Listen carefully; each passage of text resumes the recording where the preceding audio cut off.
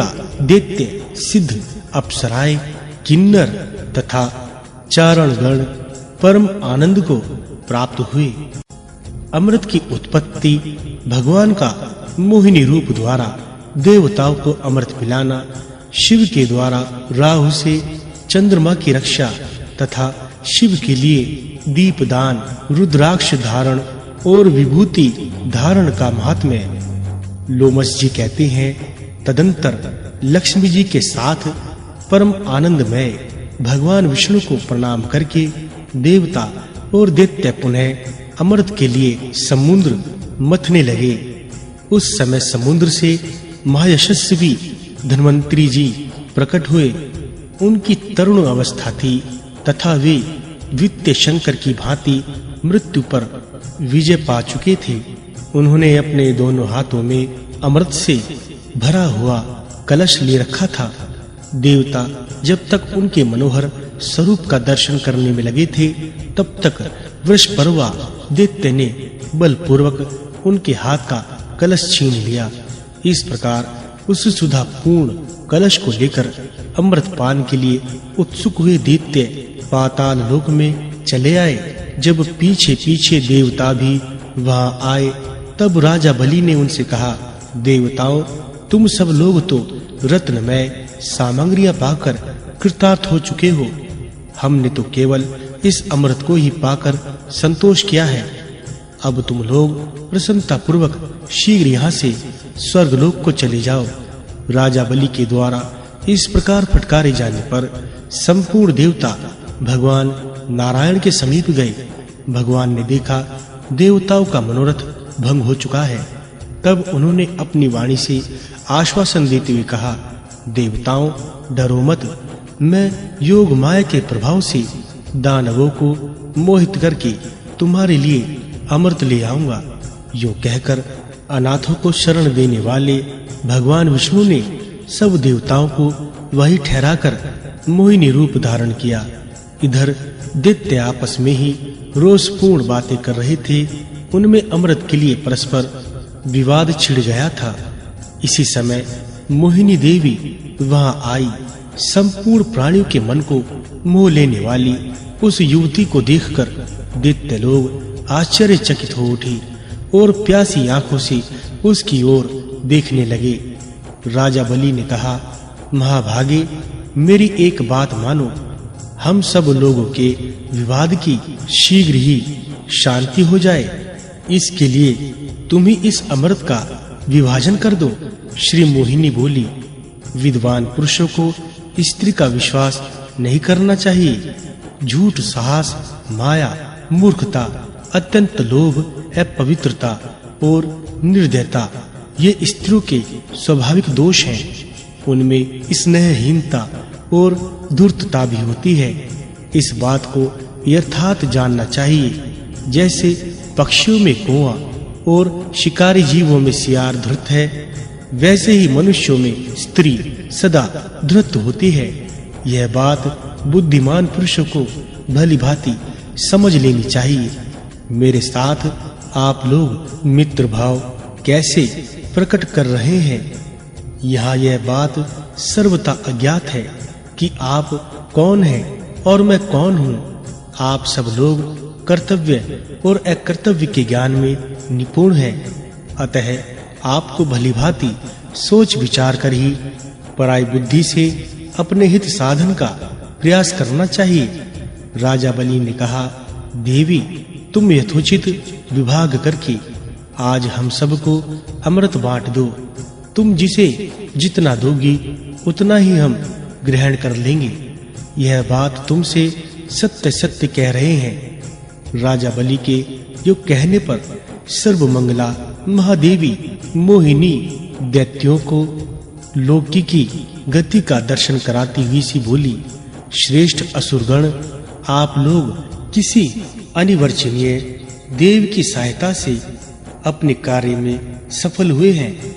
अतः अमृत का अधिवासन करें, इसे घर के भीतर सुरक्षित रूप से रख दें। आज व्रती रहकर कल सवेरे अमृत का पारण करें। बुद्धिमान पुरुष को उचित है कि वह अपने न्याय पूर्वक उपार्जित धन का 10वां भाग ईश्वर की प्रसन्नता के लिए किसी सत्कर्म में लगावे। दैत्यगण योग माया से मोहित हो चुके थे, वे अधिक समझदार भी नहीं थे। अतः मोहिनी देवी ने जो कुछ कहा उसे ठीक मानकर उन्होंने सब वैसा ही किया। रात को सबने बड़ी प्रसन्नता के साथ जागरण किया और उषा काल आते ही प्रातः स्नान किया। समस्त आवश्यक कृत्य पूरा करके बलि आदि असुर अमृत पान करने के लिए आए और क्रमशः पंगत लगाकर बैठ गए। बलि, वृषपर्वा, नमुची, शंख, बुध, सुदंष्ट, सहार्द, कालनेमी, विभीषण, वातापी, इलवल, कुंभ, निकुंभ, प्रघस, सुंध, उपसुंध, निशुंभ, शुंभ तथा अन्य दैत्य, दानव एवं राक्षस क्रमशः पंक्ति लगाकर बैठे। उस समय मोहिनी देवी हाथ में सुधा कलश लिए अपनी उत्तम कांति से बड़ी शोभा पा रही थी। इसी समय संपूर्ण देवता भी हाथों में भोजन पात्र लिए असुरों के समीप आए। उन्हें देखकर मोहिनी देवी ने असुरों से कहा, इन्हें आप लोग अपने अतिथि समझे। ये धर्म को ही सर्वस्व मानकर उसका साधन करने वाले हैं। इनके लिए यथाशक्ति दान देना चाहिए। जो लोग अपनी शक्ति के अनुसार दूसरों का उपकार करते, उन्हें ही धन्य मानना चाहिए।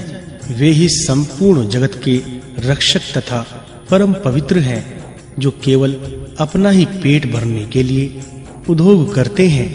वे कलेश के भागी होते हैं। मोहिनी देवी के यो कहने पर असुरों ने इंद्र आदि देवताओं को भी अमृत पीने के लिए बुलाया। तब सभी देवता सुधा पान के लिए वहां बैठे। उनके बैठ जाने पर संपूर्ण धर्मों को जानने वाली तथा देवताओं का स्वार्थ सिद्ध करने वाली मोहिनी देवी ने यह उत्तम बात कही। वेदी की श्रुति कहती है कि सबसे पहले अतिथियों का सत्कार होना चाहिए। अब आप ही लोग बतावे, महाभाग, राजा बलि आदि स्वयं कहे, मैं पहले किनको अमृत परोसूं? बलि ने उत्तर दिया, देवी, तुम्हारी जैसी रुचि हो वैसे ही करो। पवित्र आत्मा राजा बलि के द्वारा इस प्रकार सम्मान दिए जाने पर मोहिनी देवी ने परोसने के लिए अमृत का कलश हाथ में उठा लिया और पहले देवताओं के समुदाय को ही शीघ्रता पूर्वक अमृत देना आरंभ किया। मोहिनी देवी अपने सुधा हास रसामृत की ही भांति उस अमृत रस को भी देवताओं के आगे बारंबार उड़ेलने लगी। उनके दिए हुए सुधारस को संपूर्ण देवताओं, देवेश्वरों, लोकपालों, गंधर्वों, यक्षों और अप्सराओं ने खूब छक कर पिया।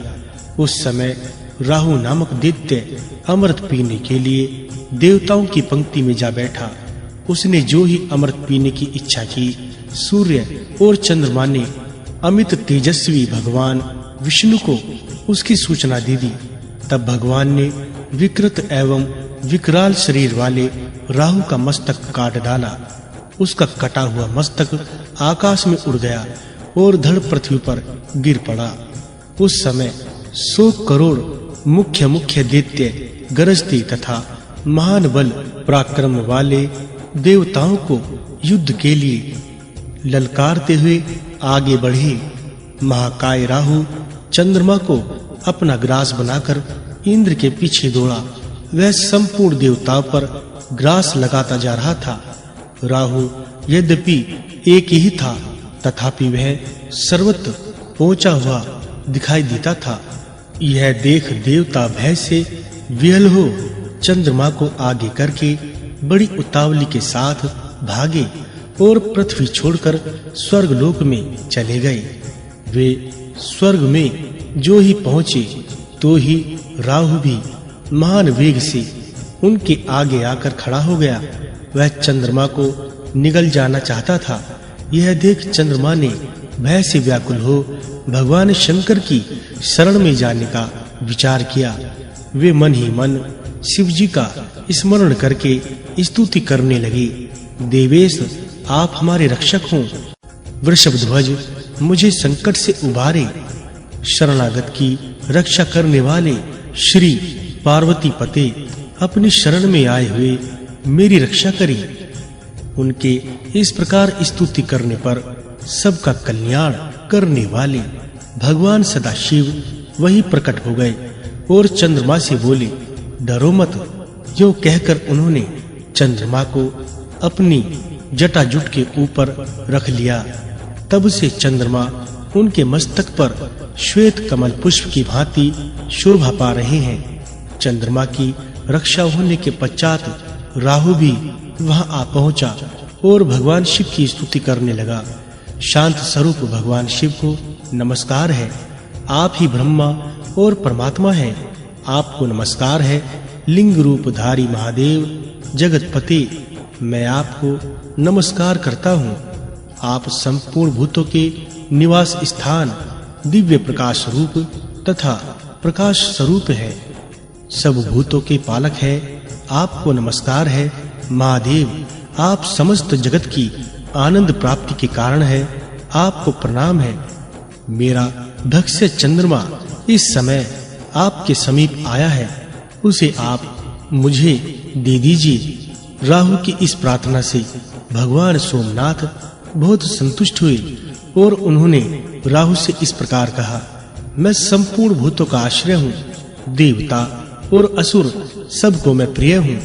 भगवान शिव के यो कहने पर राहु भी उन्हें प्रणाम करके उनके मस्तक में स्थित हो गया। तब चंद्रमा ने भय के मारे अमृत का स्त्राव किया। उस अमृत के संपर्क से राहु के अनेक सिर हो गए। भगवान शंकर ने उन सबको देखा। देव कार्य की सिद्धि के लिए उन्होंने राहु के मुंडों की माला बना ली, जो भगवान शिव के ऊपर सुशोभित दूसरों द्वारा चढ़ाई हुई पूजा सामग्री देखकर संतोष प्राप्त करता है, वह श्रेष्ठ लोकों में जाता है।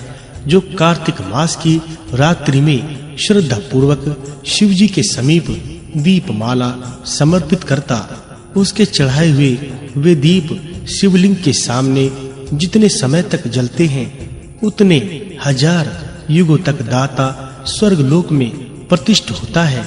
जिन्होंने भगवान शिव के मंदिर में कुसुम्भ के तेल से युक्त दीपक अर्पित किए हैं, वे अपने अपने ऊपर और नीचे की 10-10 पीढ़ियों के साथ शिवलोक में निवास करते हैं।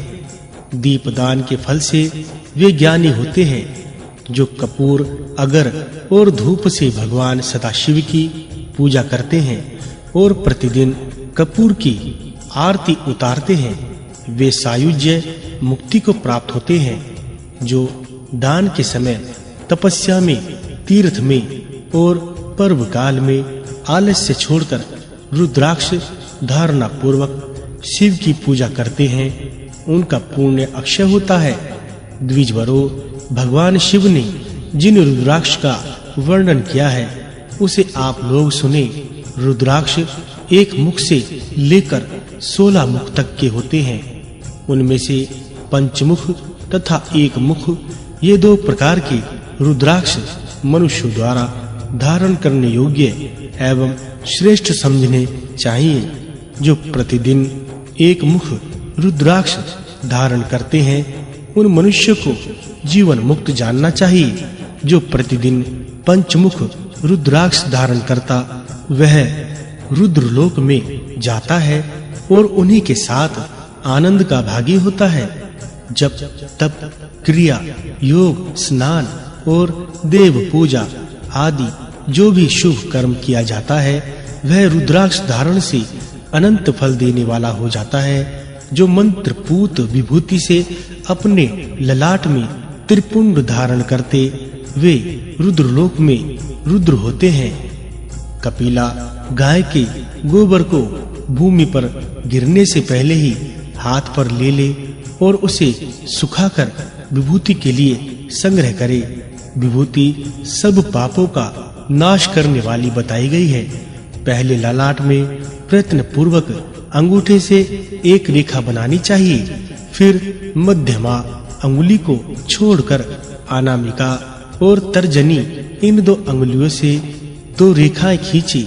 इस प्रकार जिसके ललाट में 3 सफल रेखाएं दिखी जाती हैं, उस शिव भक्त को साक्षात शिव के ही समान जानना चाहिए। वह दर्शन मात्र से समस्त पापों का नाश करने वाला है। इंद्र की विजय, इंद्र द्वारा विश्व रूप का वध, नहुष का स्वर्ग से पतन, ब्रह्म हत्या से इंद्र की मुक्ति तथा पुनः राज्य की प्राप्ति। लोमस जी कहते हैं, तदंतर उस देवासुर संग्राम में इंद्र ने भी दैत्यों का बड़ा संहार किया। उनका वह कृतज्ञ अद्भुत था। उस समय अर्थशास्त्र का आश्रय लेकर शचीपति इंद्र दुर्जय दैत्यों के लिए काल रूप हो रहे थे।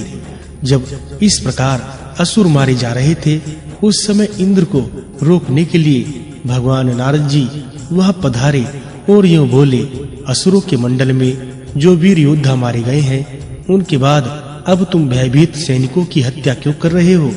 जो भयभीत होकर शरण में आ जाते हैं, ऐसे सैनिकों की जो लोग विजय मद से उन्मत्त होकर हत्या करते हैं, उन्हें महापात की और ब्रह्म हत्यारा समझना चाहिए। इसीलिए तुम्हें मन से भी किसी भयभीत प्राणी की हिंसा नहीं करनी चाहिए। महात्मा नारद के यो कहने पर इंद्र देवसेना के साथ तत्काल स्वर्ग में चले आए। उस समय सब देवता परस्पर अधिक हर्ष प्रकट करने लगे। यक्ष, गंधर्व और किन्नरगण भी बड़े आनंदित हुए। श्रेष्ठ देवर्षियों और ब्रह्म ऋषियों ने अमरावती के सिंहासन पर शची सहित इंद्र का अभिषेक किया। इंद्र भगवान शंकर के प्रसाद से विजय हुए। उस समय देवलोक में बड़ा भारी उत्सव मनाया गया। शंख, पटह, मृदंग, ढोल, आनक, भेरी और दुंदुभी आदि बाजे बजने लगे। देवताओं द्वारा मारे गए दैत्य पृथ्वी पर पड़े थे। महात्मा राजा बलि आदि भी प्राण त्याग चुके थे। उस समय भृगुवंशी शुक्राचार्य जी तपस्या करने के लिए अपने शिष्यों के साथ मानसोत्तर पर्वत पर गए थे। इसलिए वे युद्ध में उपस्थित न हो सके थे। उस युद्ध में जो दैत्य जीवित बच गए थे, वे शुक्राचार्य जी के पास गए। उन्होंने वह सारा वृतांत जो असुरों के साथ संहार का कारण हुआ था, विस्तार पूर्वक कह सुनाया। सुनकर भृगु नंदन शुक्र को खेद और क्रोध भी हुआ। वे शिष्यों के साथ युद्ध स्थल में आए और अपनी मृत संजीवनी विद्या के प्रभाव से उन्होंने मरे हुए असुरों को भी जीवित कर दिया। शुक्राचार्य जी की प्रेरणा से बलि आदि सब दैत्य पाताल में लौट आए और सुख पूर्वक रहने लगे। ऋषियों ने पूछा, देवराज इंद्र ने गुरु के बिना ही कैसे राज्य प्राप्त किया? क्योंकि गुरु की अवहेलना से ही उन्हें अपना राज्य छोड़कर जाना पड़ा था। जिसकी प्रेरणा से इंद्र चिरकाल तक राज सिंहासन पर बैठे रहे। ये सब बातें आप शीघ्र बतावें। हमें यह सुनने के लिए बड़ी उत्कंठा है। लोमस जी बोले, गुरु बृहस्पति के बिना भी शचीपति इंद्र ने कुछ काल तक राज्य शासन किया। उस समय विश्वरूप जी इंद्र के पुरोहित थे। विश्वरूप के 3 मस्तक थे। वे यज्ञ और पूजन में उचित भाग देकर देवताओं, असुरों और मनुष्य को भी तृप्त करते थे। यह बात शचीपति इंद्र से छिपी न रह सकी। पुरोहित विश्वरूप जी देवताओं का भाग उच्च स्वर से बोलकर देते थे। दैत्य को चुपचाप बिना बोले ही देते थे और मनुष्य को मध्यम स्वर से मंत्र पढ़कर भाग समर्पित करते थे। यह उनका प्रतिदिन का कार्य था। एक दिन इंद्र को गुरुजी की फुर्ती देखकर इस बात का पता लग गया। तब उन्होंने छिपे-छिपे यह जान लिया कि विश्वरूप जी क्या करना चाहते हैं। ये दैत्यों का कार्य सिद्ध करने के लिए उन्हें भाग अर्पण करते हैं। हमारे पुरोहित होकर दूसरों को फल देते हैं। यो समझकर इंद्र ने 100 पर्व वाले व्रज से विश्वरूप के मस्तक काट डाले। व्रज के आघात से तत्काल उनकी मृत्यु हो गई। इंद्र ब्रह्म हत्या के अपराधी हुए, पर ब्रह्म हत्या, मदपान, चोरी तथा गुरु पत्नी गमन आदि महापाप करने वाले पापियों के भी उद्धार का यही एक उपाय है कि वे भगवान विष्णु के नामों का कीर्तन करें, जिससे बुद्धि भगवानमयी हो जाती है। तदंतर धुएं के समान रंग वाली तथा 3 मस्तकों वाली ब्रह्म हत्या इंद्र को निगल जाने के लिए उनके पास आई। उसे देखकर इंद्र को बड़ा भय हुआ, अतः वे वहां से भाग चले। उन्हें भागते देख भयदायिनी ब्रह्म हत्या उनका पीछा करने लगी। जब वे भागते तब वह भी पीछे-पीछे दौड़ती और उनके खड़े होने पर खड़ी हो जाती। अपने शरीर की परछाई के समान वह इंद्र के पीछे लगी रहती। जाते-जाते सहसा वह इंद्र को लपेट लेने के लिए झपटी।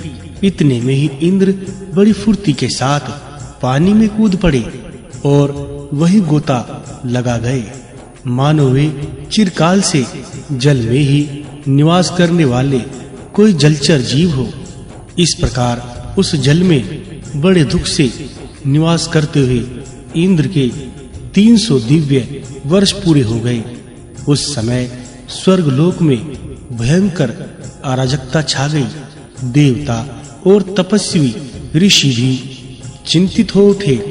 तीनों लोक विपत्तिग्रस्त हो गए।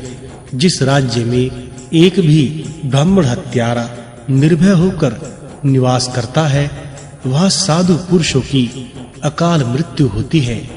विप्रगण जिस राज्य में पापात्मा राजा निवास करता है, वहाँ प्रजा के विनाश के लिए दुर्भिक्ष, मृत्यु, उपद्रव तथा और भी बहुत से अनर्थ उत्पन्न होते हैं। अतः राजा को श्रद्धा पूर्वक धर्म का पालन करना चाहिए। राजा के पवित्र होने से ही उसकी प्रजा पवित्र रहकर स्थिरता प्राप्त करती है। इंद्र ने जो पाप किया था, उसके कारण संपूर्ण जगत नाना प्रकार के संतापों से पीड़ित और उपद्रवग्रस्त हो गया। शौनक ने पूछा, सूत जी, इंद्र ने तो 100 अश्वमेध यज्ञों का अनुष्ठान करके देवताओं का विशाल राज्य प्राप्त किया है, फिर उसमें विघ्न क्यों उत्पन्न होता है? सूत जी बोले, देवताओं, दानवों और विशेषतः मनुष्यों के सुख और दुख का कारण कर्म ही है, इसमें संशय नहीं है। इंद्र ने बड़ा ही अद्भुत एवं घृणित कर्म किया है। इन्होंने गुरु की अवहेलना के साथ ही विश्व रूप का वध भी कर डाला। इतना ही नहीं, गुरु तुल्य महर्षि गौतम की पत्नी का भी सेवन उपभोग किया। इन्हीं सब बुरे कर्मों का फल देवराज इंद्र को प्राप्त हुआ, जिसे टालने का कोई उपाय नहीं था। जो पाप कर्म करने वाले मनुष्य उस पाप के लिए कोई प्रायश्चित नहीं करते, उनका वह पाप थोड़ा हो या अधिक, उससे एक दिन वे पीड़ित होते ही हैं।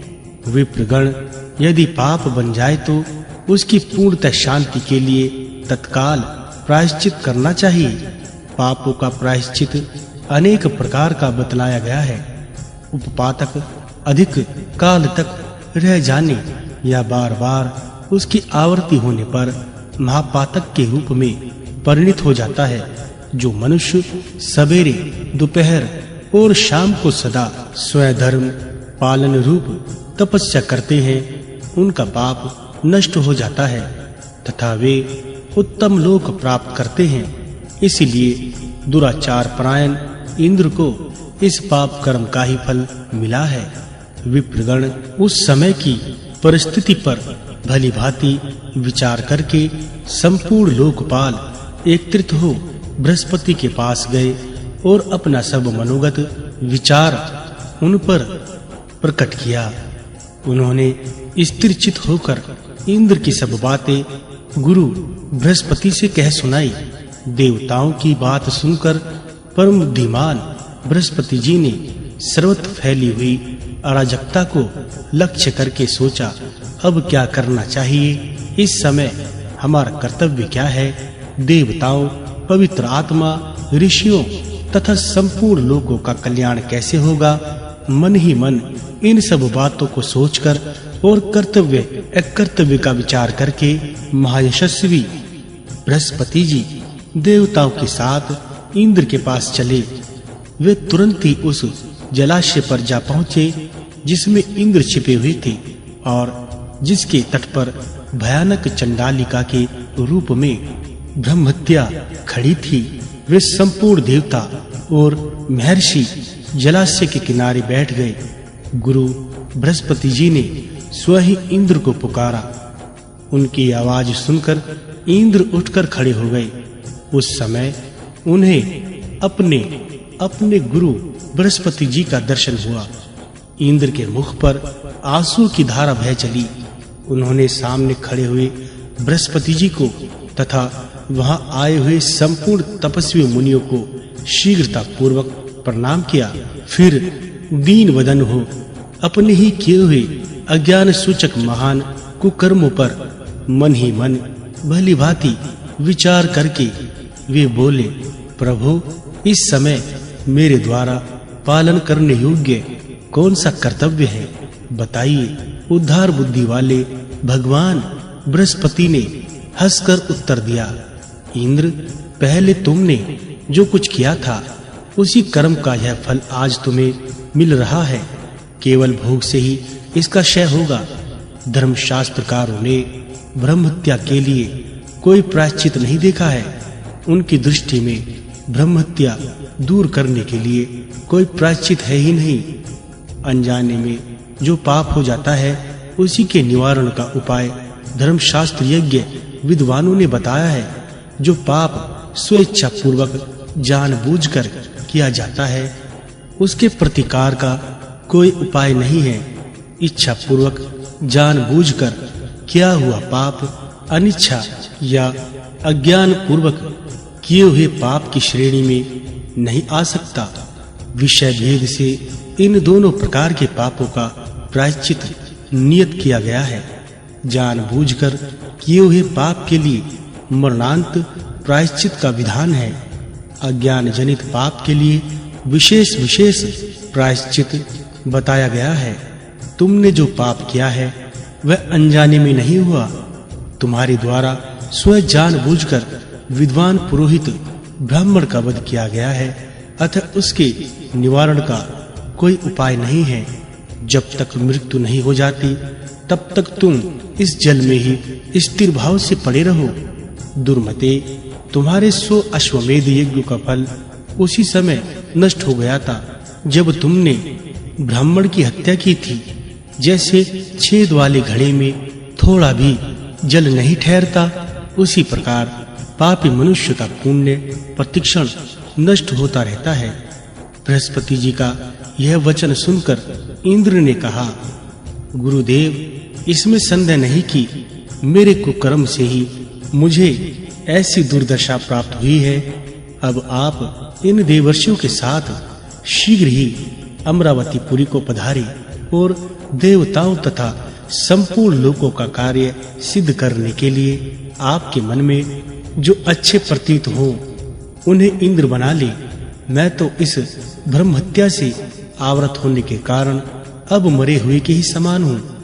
इंद्र के यूं कहने पर बृहस्पति को आगे करके संपूर्ण देवता अमरावतीपुरी में लौट आए और इंद्र का जो विचार था वह सब शची के सामने उन्होंने यथार्थ रूप से कह सुनाया। सब देवता बार-बार विचार करने लगे कि अब इस राज्य का संचालन करने के लिए हमें क्या करना चाहिए। इसी समय अमित तेजस्वी देवर्षि नारद इच्छानुसार घूमते हुए वहां आ पहुंचे और देवताओं के द्वारा पूजित होकर बोले, देवगण, आप लोग अनमने कैसे हो रहे हैं? उनके पूछने पर देवताओं ने इंद्र की सारी करतूतें कह सुनाई। तब नारद जी बोले, देवताओं, इंद्र के ये सारे चरित्र मैंने पहले से ही सुन रखे हैं। अब तो इस महान पाप के कारण इंद्र की सारी श्रेष्ठता चली गई। आप सब देवता सर्वज्ञ हैं, तपस्या और पराक्रम से संपन्न हैं। अतः आप लोग चंद्रवंशी राजा नहुष